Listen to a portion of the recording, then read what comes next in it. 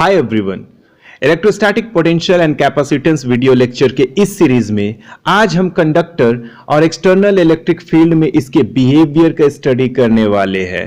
तो चलिए वीडियो को शुरू करते हैं।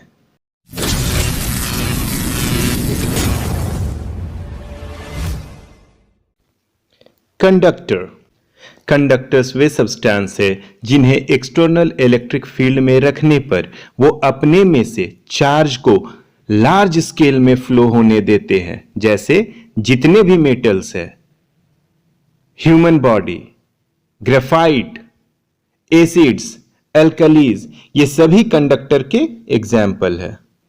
तो आज हम सीखेंगे कि कंडक्टर को जब एक्सटर्नल इलेक्ट्रिक फील्ड में रखा जाता है तो ये कैसे बिहेव करता है। तो बिहेवियर नंबर 1, जब किसी कंडक्टर को एक्सटर्नल इलेक्ट्रिक फील्ड में हम रखते हैं तो कंडक्टर के अंदर जो इलेक्ट्रिक फील्ड इंटेंसिटी है माय डियर फ्रेंड्स, वो 0 होता है। डियर फ्रेंड्स, अब जो हम प्रूव करने वाले हैं वो कोई मैथमेटिकल प्रूफ नहीं है ना। तो एक एक बात गौर से सुनिएगा और ध्यान दीजिएगा। कहते हैं कि जब एक कंडक्टिंग स्लैब को एक्सटर्नल इलेक्ट्रिक फील्ड में रखा जाएगा तो क्या होगा। ऑब्वियस सी बात है कि इलेक्ट्रिक फील्ड कंडक्टर के अंदर सेटअप कर जाएगा, स्थापित हो जाएगा। ओके, इससे क्या होगा, इलेक्ट्रोस्टैटिक इक्विलिब्रियम डिस्टर्ब हो जाएगा। कंडक्टर के अंदर इलेक्ट्रोस्टैटिक इक्विलिब्रियम डिस्टर्ब हो जाएगा। इसका मतलब इलेक्ट्रॉन्स पर फोर्स काम करने लगेगा और वो फोर्स का डायरेक्शन क्या होगा। तो डियर फ्रेंड्स, कंडक्टर के अंदर इलेक्ट्रिक फील्ड मान लेते E है ना, और उसके अंदर इलेक्ट्रॉन स्मॉल e है। ओके, तो यहां इस इलेक्ट्रिक फील्ड के वजह से इस इलेक्ट्रॉन में फोर्स लगेगा। वो फोर्स कितना लगेगा, vector F equals to minus E vector E। तो इससे क्या पता चल रहा है, F और E ऑपोजिट डायरेक्शन में, ये नेगेटिव साइन बतला रहा है कि F और E ऑपोजिट डायरेक्शन में। तो E उधर लग रहा है तो F इधर लगेगा। तो इलेक्ट्रॉन पर इस डायरेक्शन में फोर्स लग रहा है, यानी इलेक्ट्रॉन इलेक्ट्रिक फील्ड के ऑपोजिट डायरेक्शन में ड्रिफ्ट कर जाएंगे। ओके, ड्रिफ्ट कर जाएंगे, यानी कुछ देर के लिए डियर फ्रेंड्स, कुछ देर के लिए, जैसे यह कंडक्टर है, अब इलेक्ट्रिक फील्ड हो गया, अब यहां पर इलेक्ट्रॉन में इस डायरेक्शन में फोर्स काम कर रहा है। ओके, तो इलेक्ट्रॉन क्या होंगे, इधर मूव करना शुरू कर देंगे, यानी कुछ देर के लिए इलेक्ट्रॉन का फ्लो होना शुरू हो जाएगा। लेकिन हम बोल रहे हैं कुछ देर के लिए डियर फ्रेंड्स। ओके, अब ये यहां से सरफेस में जब आता है तो फिर उसको रास्ता नहीं मिलता कि वो किधर जाए, तो वो यहां पर आकर के सरफेस में एक्यूमुलेट हो जाता है। ओके, क्योंकि अब पाथ नहीं है, अब यहां पर एयर है, और एयर जो है बैड कंडक्टर होता है इलेक्ट्रिसिटी का, मतलब वो इलेक्ट्रॉन को अपने में से होकर के फ्लो होने नहीं देगा। ओके, तो इससे क्या होगा, सरफेस में ही इलेक्ट्रॉन आकर के एक्यूमुलेट होना शुरू हो जाएगा। क्लियर हुआ, समझ में आ रहा है। इलेक्ट्रॉन क्या होगा डियर फ्रेंड्स, सरफेस में ही आके एक्यूमुलेट होना शुरू हो जाएगा। अब जैसे यहां पर से एक इलेक्ट्रॉन आया था इस जगह पर, तो उसके बगल वाले एटम से यहां पर इलेक्ट्रॉन आएगा, उसके बगल वाला से यहां पर इलेक्ट्रॉन आएगा, उसके बगल वाला से यहां पर इलेक्ट्रॉन आएगा, और फाइनली जब इस सरफेस वाला इलेक्ट्रॉन उसके बगल वाले एटम में जाएगा तो सरफेस में एक पॉजिटिव चार्ज हो जाएगा। तो अगर 3 इलेक्ट्रॉन यहां आएंगे तो यहां पर 3 पॉजिटिव चार्ज, 4 इलेक्ट्रॉन सरफेस में एक्यूमुलेट होंगे तो ऑपोजिट साइड में 4 पॉजिटिव चार्ज एक्यूमुलेट हो जाएंगे। ओके, इस तरह से क्या हो रहा है, कंडक्टर के अंदर एक इलेक्ट्रिक फील्ड इस डायरेक्शन में सेटअप हो जा रहा है, और ये एक्यूमुलेशन जो इलेक्ट्रोस्टैटिक इक्विलिब्रियम डिस्टर्ब हुआ है वो ज्यादा देर के लिए नहीं, 10 to the power -9 to 10 to the power -8 second तक ही, मतलब तुरंत ही फिर से इलेक्ट्रोस्टैटिक इक्विलिब्रियम आ जाता है। तो क्या हुआ, हम क्या देखें कि हम जो है डियर फ्रेंड्स, है ना, एक्सटर्नल इलेक्ट्रिक फील्ड अप्लाई किए थे E एक्सटर्नल। ओके, अब चार्ज के एक्यूमुलेशन की वजह से, चार्ज के एक्यूमुलेशन की वजह से एक इलेक्ट्रिक फील्ड E इंड्यूस हो गया। क्लियर हुआ। तो अब कंडक्टर के भीतर कितना, किसी पॉइंट पर अगर हम पूछे कि कितना इलेक्ट्रिक फील्ड है तो आप क्या बोलिएगा? तो ये इलेक्ट्रिक फील्ड ई एक्सटर्नल है और ये इलेक्ट्रिक फील्ड ई इंड्यूस है। तो नेट इलेक्ट्रिक फील्ड निकालने के लिए क्या करना होगा dear friends? E net equals to E external minus E induce. क्यों माइनस? क्योंकि ये ऑपोजिट डायरेक्शन में है। ओके, यहां पे वही सब बतलाया है, accumulation of negative and positive charge of conductor के फेस में नेगेटिव और पॉजिटिव चार्ज का एक्यूमुलेशन शुरू हो जाता है। उसके बाद हम बतलाए कि electric field is induced in opposite direction of applied electric field. Applied electric field के ऑपोजिट डायरेक्शन में एक इलेक्ट्रिक फील्ड इंड्यूस हो जाता है। तो कंडक्टर के अंदर रिजल्टेंट कितना हो जाएगा? E external minus E induced, है ना।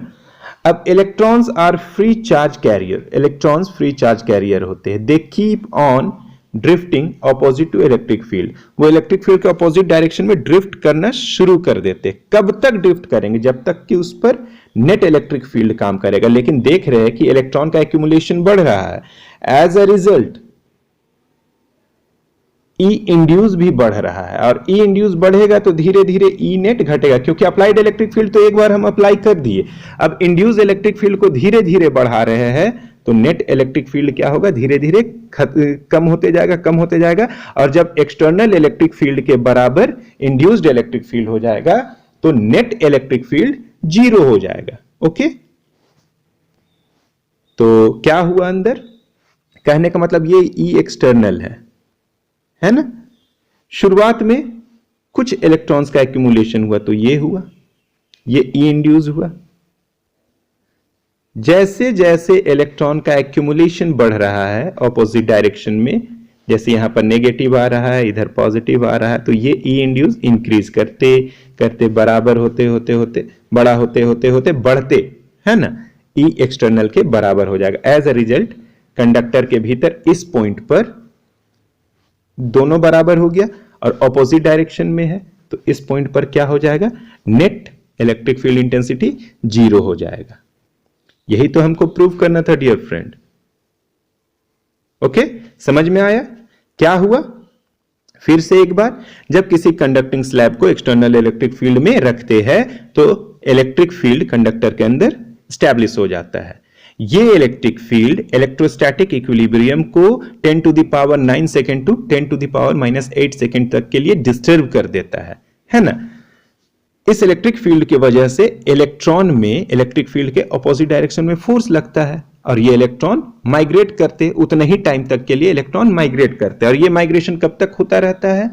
जब तक कि, और इस इलेक्ट्रॉन के माइग्रेशन की वजह से कंडक्टर के फेस में पॉजिटिव और नेगेटिव चार्ज एक्यूमुलेट होना शुरू करते हैं, एंड हेंस इलेक्ट्रिक फील्ड बढ़ता जाता है। और जब इलेक्ट्रिक फील्ड जो इंड्यूस हुआ है वो एक्सटर्नल इलेक्ट्रिक फील्ड के बराबर हो जाता है, तो ये इलेक्ट्रॉन का एक्यूमुलेशन रुक जाता है, इलेक्ट्रॉन का माइग्रेशन रुक जाता है, फिर से इलेक्ट्रोस्टैटिक इक्विलिब्रियम अचीव हो जाता है और अंदर नेट इलेक्ट्रिक फील्ड 0 होता है। तो ऐसा नहीं कि इलेक्ट्रिक फील्ड नहीं होता, इलेक्ट्रिक फील्ड होता है, लेकिन कंडक्टर में फ्री इलेक्ट्रॉन के माइग्रेशन की वजह से एक और इलेक्ट्रिक फील्ड इंड्यूस हो जाता है। एज अ रिजल्ट क्या हो जाएगा? नेट इलेक्ट्रिक फील्ड 0 होता है। तो कंडक्टर के अंदर 2 तरह के इलेक्ट्रिक फील्ड होते हैं, दोनों इक्वल और ऑपोजिट डायरेक्शन में होते हैं, इस वजह से नेट इलेक्ट्रिक फील्ड 0 हो जाता है। बिहेवियर नंबर 2, जब किसी कंडक्टर को एक्सेस चार्ज दिया जाता है तो चार्ज कंडक्टर के आउटर सरफेस में यूनिफॉर्मली डिस्ट्रीब्यूट हो जाता है। डियर फ्रेंड्स, इस फैक्ट को प्रूव करने के लिए आइए हम समझ लेते हैं कि किसी कंडक्टर के अंदर जितने नेगेटिव चार्ज है उतने ही पॉजिटिव चार्ज है। ये -100E + 100E। तो कंडक्टर के अंदर नेट चार्ज क्या हो जाएगा डियर फ्रेंड्स? 0 हो जाएगा। क्यों? क्योंकि इक्वल अमाउंट में नेगेटिव और पॉजिटिव चार्ज है ना। तो नेट चार्ज, ऐसा नहीं कि कंडक्टर के अंदर चार्ज ही नहीं होता है ना, नेट चार्ज 0 होता है। कंडक्टर न्यूट्रल होता है, इसका क्या मतलब है? जितने पॉजिटिव चार्ज उतने ही negative charge, number of electrons equals to number of protons, इस चलते उसमें नेट चार्ज 0 होता है। क्लियर हुआ? अब हम क्या यहां पे प्रूव करने वाले हैं कि किसी कंडक्टर को अगर हम एक्सेस चार्ज दे तो वो चार्ज कंडक्टर के सरफेस में चला जाता है। हम कहीं भी चार्ज देंगे तो वो चार्ज कंडक्टर के सरफेस में चला जाता है। Got it? तो मान लेते हैं कि अब कंडक्टर को हम 10 इलेक्ट्रॉन एक्स्ट्रा प्रोवाइड कर देते हैं। तब नेगेटिव चार्ज कितना हो गया डियर फ्रेंड्स? 110। थोड़ा सा सुधार लीजिएगा, है ना, 110 इलेक्ट्रॉन। ठीक, ये 10 नहीं है, ये 110 इलेक्ट्रॉन्स है। और प्रोटॉन्स कितने हैं? 100 है। तो नेट चार्ज अब क्या हुआ डियर फ्रेंड्स? पहले यहां पे E लिखा हुआ है, ओके, -100E + 100E। सुधार लीजिएगा, नोट्स जब भी बनाइएगा तो सुधार लीजिएगा, ओके। क्यू नेट 0 हो गया। अब यहां पे हम 10 इलेक्ट्रॉन दिए तो क्या हो गया? हम इस कंडक्टर को 10 इलेक्ट्रॉन दिए तो क्या हो गया? 110 इलेक्ट्रॉन हो गए, 110 इलेक्ट्रॉन्स हो गए और 100 प्रोटॉन्स हो गए। तो नेट चार्ज क्या हो जाएगा? 10 इलेक्ट्रॉन्स के चार्ज के बराबर। इसी को हम क्या कहेंगे डियर फ्रेंड्स? एक्सेस चार्ज कहेंगे। क्या कहेंगे? Access charge. अब कंडक्टर के भीतर 10 एक्सेस चार्ज है। ये दोनों तो समझिए कि 100 खत्म हो गया, अब 10 एक्सेस चार्ज बचा। तो इस 10 एक्सेस चार्ज की वजह से आई थिंक आपका इलेक्ट्रिक फील्ड कंडक्टर में सेटअप हो जाएगा। देख लीजिए, ओके। और इस तरह का होगा। तो कंडक्टर में ये आपका इलेक्ट्रिक फील्ड सेटअप हो गया, ओके। अब क्या होगा?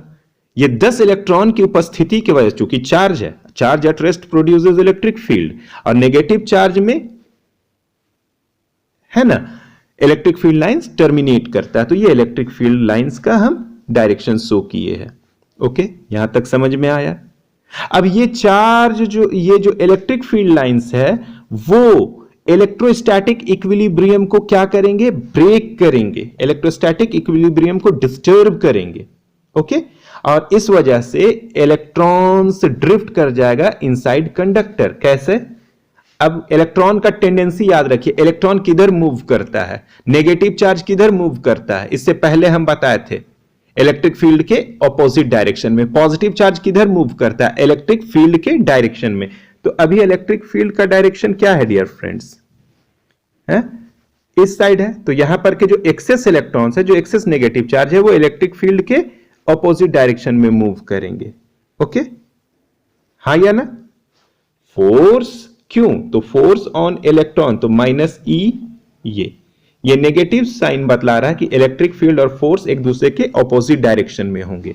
अब फोर्स इलेक्ट्रॉन पर जिधर लगेगा इलेक्ट्रॉन उधर ही एक्सेलरेट करेगा। तो इलेक्ट्रॉन क्या किधर एक्सेलरेट करेगा?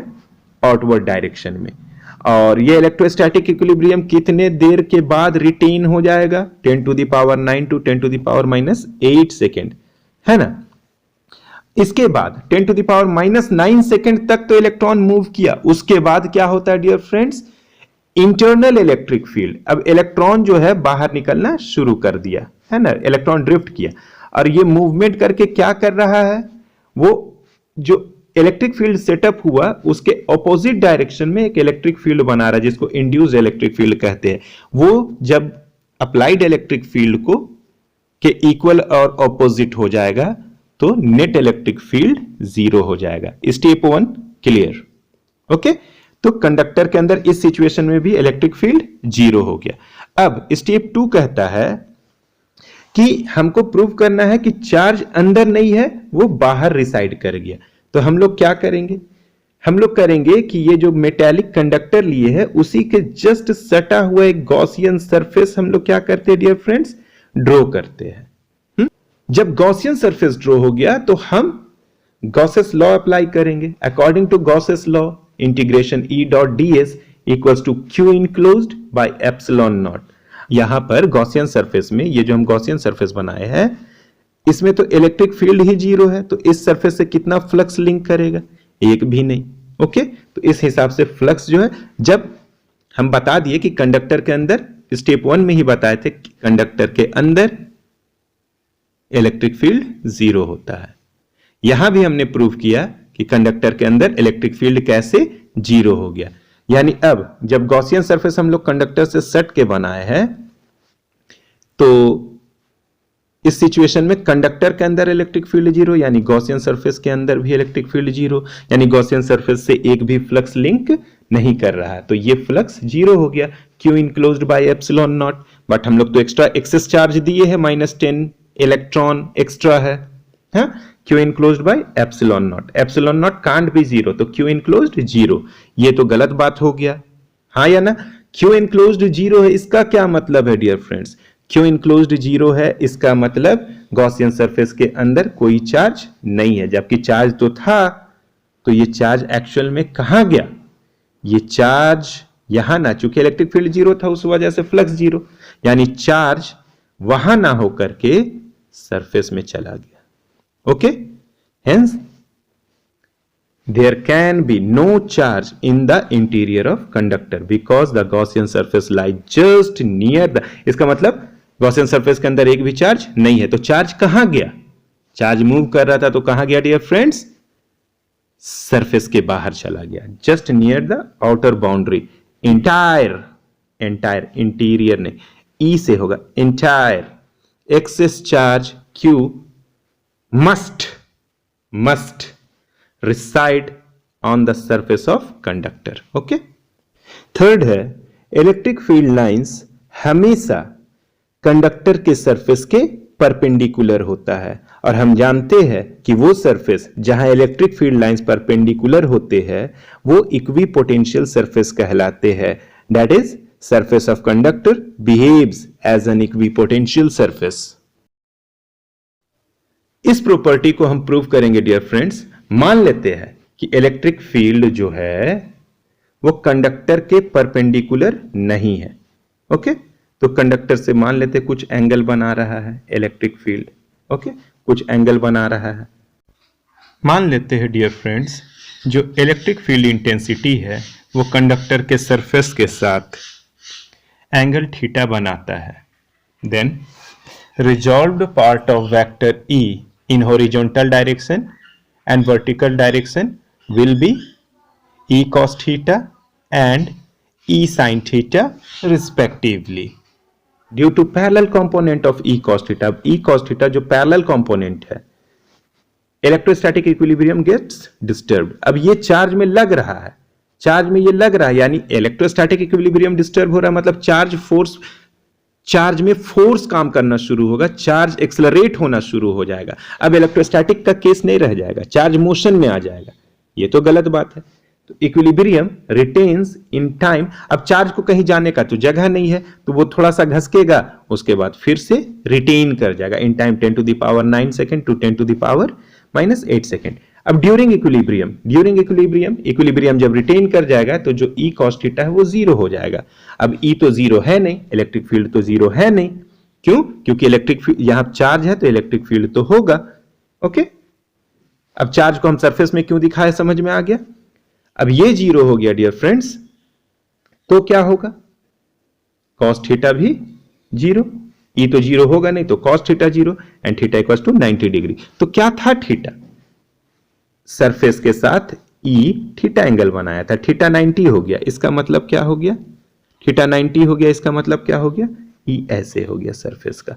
कोई दिक्कत? बात समझ में आया? यानी वो सरफेस कंडक्टर के सरफेस के परपेंडिकुलर हो गया E। चार्ज कंडक्टर के सरफेस में जो इलेक्ट्रिक फील्ड है माय डियर फ्रेंड्स वो कंडक्टर के सरफेस चार्ज डेंसिटी के डायरेक्टली प्रोपोर्शनल होता है। दैट इज जिस पॉइंट पर सरफेस चार्ज डेंसिटी ज्यादा होगा उस पॉइंट पर इलेक्ट्रिक फील्ड का स्ट्रेंथ भी ज्यादा होगा। कंडक्टर के इस बिहेवियर को प्रूव करने के लिए आइए हम ऐसा चार्ज्ड कंडक्टर कंसीडर करते हैं जिसका शेप इरेगुलर है ना, और उसका सरफेस चार्ज डेंसिटी सिग्मा है डियर फ्रेंड्स, सिग्मा, ये है सिग्मा है ना। अब to determine E we use Gauss's law. तो गॉसेस लॉ क्या है डियर फ्रेंड्स? गॉसेस लॉ किसी पॉइंट पर अगर आपको चार्ज डिस्ट्रीब्यूशन की वजह से इंटेंसिटी डिटरमाइन करना है तो ये एक कन्वीनियंट टूल है। ओके, इससे हम किसी पॉइंट पर इजी वे में इलेक्ट्रिक फील्ड इंटेंसिटी डिटरमाइन कर सकते हैं। ओके, तो इसके लिए आपको सबसे पहला एक सुटेबल गॉसियन सरफेस कंसीडर करना होगा। तो इस केस में सिलेंड्रिकल गॉसियन सरफेस कंसीडर करते हैं। ये गॉसियन सरफेस का काम क्या है? चार्ज को इनक्लोज करना। तो ये कितना चार्ज इनक्लोज करेगा डियर फ्रेंड्स? तो इसका अगर सरफेस देखिए, सिग्मा का मतलब क्या है? सिग्मा का मतलब क्या है? सिग्मा है सरफेस चार्ज डेंसिटी। इसका मतलब है किसी सरफेस के 1 मीटर स्क्वायर में सिग्मा चार्ज है। ओके, 1 मीटर स्क्वायर में कितना चार्ज है? सिग्मा चार्ज है। ओके, तो यहां पर कितना चार्ज होगा? एक लड़के को 4 लड्डू मिला है, तो 2 लड़के को कितना मिलेगा? 8 लड्डू। 3 लड़के को कितना मिलेगा? बतलाइए। 12। ओके, तो उसी तरह से 1 मीटर स्क्वायर जब एरिया है तो उसमें सिग्मा चार्ज है, क्योंकि इसका सरफेस चार्ज डेंसिटी क्या है? सिग्मा है। तो यहां पर आपका देखिए इतना सरफेस में, तो इसका सरफेस हम लोग मान लेते गॉसियन सरफेस का क्रॉस सेक्शनल एरिया एस है, तो एस मीटर स्क्वायर में कितना चार्ज होगा? Sigma S. ओके, तो charge enclosed by Gaussian surface Q बराबर सिग्मा एस हो गया। According to Gauss's law, integration E dot D S बराबर Q enclosed by epsilon naught. कितना क्यू इनक्लोज है? Sigma S. ऐसे लिखिएगा सिग्मा एस। Got it? अब यहां पे आपका जो गॉसियन सरफेस है उसको 3 भाग में बांट देना है ना? फर्स्ट भाग, सेकेंड भाग एंड थर्ड पार्ट। 3 पार्ट में डिवाइड कर देना है। ओके, तीनों पार्ट में बारी बारी से। अब यहां पर क्लोज्ड सरफेस के लिए आप एरिया वेक्टर डिफाइन कीजिएगा, तो नॉर्मली आउटवर्ड, सरफेस के नॉर्मल रहेगा आउटवर्ड डायरेक्शन में, सरफेस के नॉर्मल रहेगा आउटवर्ड डायरेक्शन में, सरफेस के नॉर्मल रहेगा आउटवर्ड डायरेक्शन में। तो यहां पर इलेक्ट्रिक फील्ड है ही नहीं, कंडक्टर के भीतर इलेक्ट्रिक फील्ड डियर फ्रेंड्स 0 होता है। ओके, तो आपका यहां पर इलेक्ट्रिक फील्ड है ही नहीं, इस वजह से लेफ्ट साइड में ये पूरा टर्म 0 हो जाएगा। कर्व्ड सरफेस में जैसे यहां पर तो नहीं है, यहीं पर देख लेते, कर्व्ड सरफेस में यहां पर वेक्टर ई ऐसे है और एरिया वेक्टर इस डायरेक्शन में 90 डिग्री, तो उस वजह से ये भी 0 हो गया। ओके, अब बचा राइट साइड में डियर फ्रेंड्स, अब बचा राइट साइड में, यहां पर ई का डायरेक्शन इधर, डीएस का डायरेक्शन इधर, यानी थीटा इक्वल्स टू 0 डिग्री। ये 0, ये 0, ये सॉल्व होगा। अच्छा, इंटेंसिटी के बारे में एक और चीज बता रहे हैं कि गॉसियन सरफेस में इंटेंसिटी कांस्टेंट होता है, क्यू इनक्लोज्ड का sigma S by epsilon not. Okay, तो ये क्यों 0 हुआ पता चल गया, ये क्यों 0 और cos 0 क्यों लिए? E D S cos 0, dot product को सॉल्व किए, ई कांस्टेंट होता है, इंटीग्रेशन के बाहर आएगा, इंटीग्रेशन डीएस। ओके, अब integration DS equals to sigma S by epsilon naught, S S cut जाएगा, ई बराबर सिग्मा बाय एप्सिलॉन नॉट। जब वैक्यूम हो या कोई मीडियम हो तो एप्सिलॉन कांस्टेंट होगा, E is proportional to sigma. इसका क्या मतलब हो गया? सिग्मा जहां पे ज्यादा होगा वहां पर इलेक्ट्रिक फील्ड भी ज्यादा होगा, और जहां पे सिग्मा कम होगा इलेक्ट्रिक फील्ड स्ट्रेंथ भी कम होगा। ओके, यदि किसी चार्ज्ड बॉडी को डियर फ्रेंड्स किसी क्लोज्ड कंडक्टर के कैविटी में रखा जाए, और बॉडी को ऐसा रखना कि वो कंडक्टर को टच ना करे, ओके, तो कंडक्टर के इनर सरफेस में इक्वल एंड ऑपोजिट नेचर का चार्ज और कंडक्टर के आउटर सरफेस में सेम नेचर का चार्ज इंड्यूस हो जाता है, और जब बॉडी अगर कंडक्टर को टच करता है तो बॉडी का जो पूरा चार्ज है डियर फ्रेंड्स वो कंडक्टर के सरफेस में चला जाता है। ओके, तो डियर फ्रेंड्स एक बात समझिएगा, कैविटी इसको कहते हैं, ये कैविटी है, अंदर खाली है। ओके, जैसे आप पपीता देखते हैं, पपीता का कुछ मोटा सा लेयर होता है डियर फ्रेंड्स, और अंदर पूरा खाली होता है। ओके, तो ये कैविटी है। तो किसी क्लोज्ड कंडक्टर के कैविटी में अगर एक चार्ज बॉडी को रख दिया जाए, जैसे किसको, चार्ज प्लस क्यू चार्ज है, ऐसा कि वो इससे टच ना करे, इसके सरफेस से, इस कंडक्टर के सरफेस से टच ना करे, तो क्या होगा? चूंकि कंडक्टर है तो यहां पे फ्री इलेक्ट्रॉन्स होंगे, फ्री इलेक्ट्रॉन्स होंगे तो इस प्लस की वजह से फील्ड जनरेट हो रहा है, हाँ या ना? तो क्या होगा?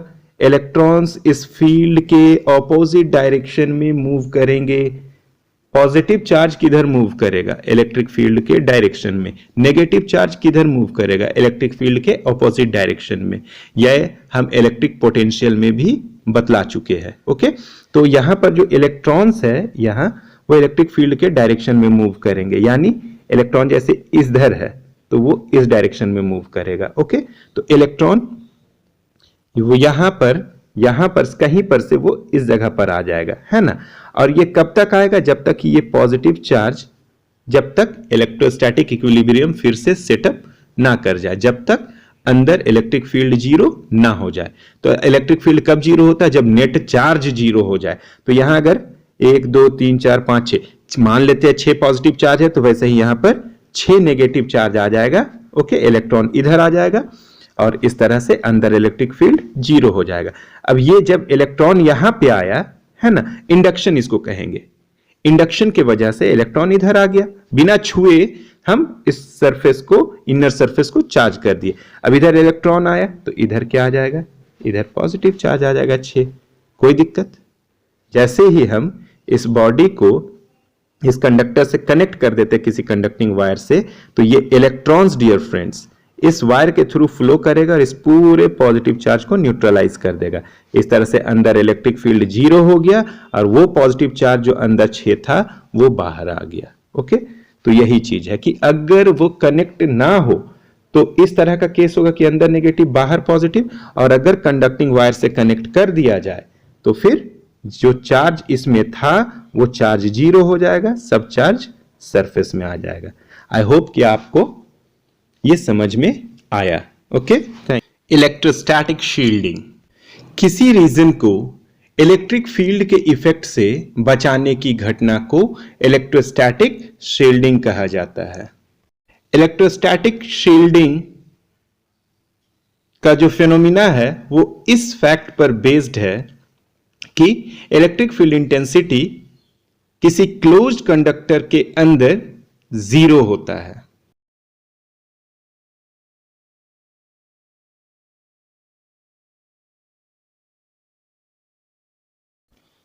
Application of electrostatic shielding.